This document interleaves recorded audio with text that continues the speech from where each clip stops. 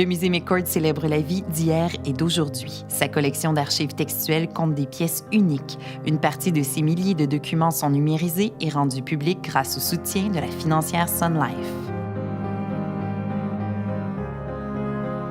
Cher Joseph-Édouard, chère Madeleine, les enfants et moi quittons, à regret, cette demeure si hospitalière.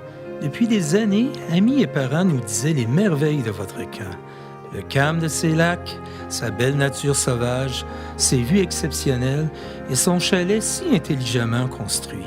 Je partage désormais leur admiration. Merci de nous avoir procuré les plaisirs de magnifiques promenades dans la montagne, d'une pêche abondante, de soirées qui s'achèvent au coin de l'âtre, de bonnes histoires et surtout d'un repos complet, loin du bruit des voitures et de la poussière qu'elles soulèvent.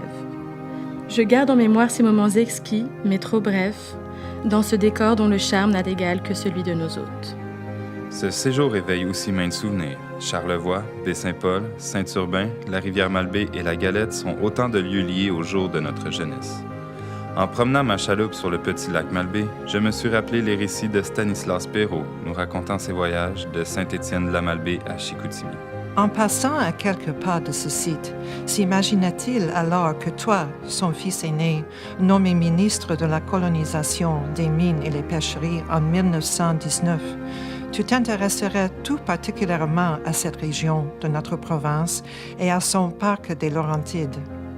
S'imagina-t-il également qu'une fois devenu ministre de la Voirie, 10 ans plus tard, tu favoriserais le parachèvement de cette route régionale qui gravissait alors si péniblement les chevaux de son cocher?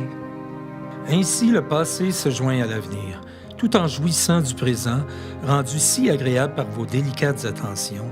Je songe aux siècles qui ont filé sur cet immense territoire et aux années que nous y avons vécues.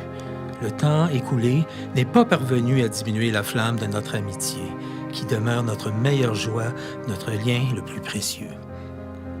Prendre la route des vacances est un plaisir intemporel, comme en témoignent les archives de la famille Perrault conservées au musée McCord. Au Québec, rien n'a vraiment changé sous le soleil de l'été. La Gaspésie et son rocher percé, les lacs des Laurentides et de l'Estrie, les montagnes de Charlevoix, sans oublier les rives du Saint-Laurent, continuent d'attirer les âmes en quête d'évasion, tandis que promenades en voiture, séjours au chalet, parties de pêche ou de chasse, randonnées, baignades et rires sont des plaisirs renouvelés à partager en famille. Et vous, quelle aventure vous attend cet été?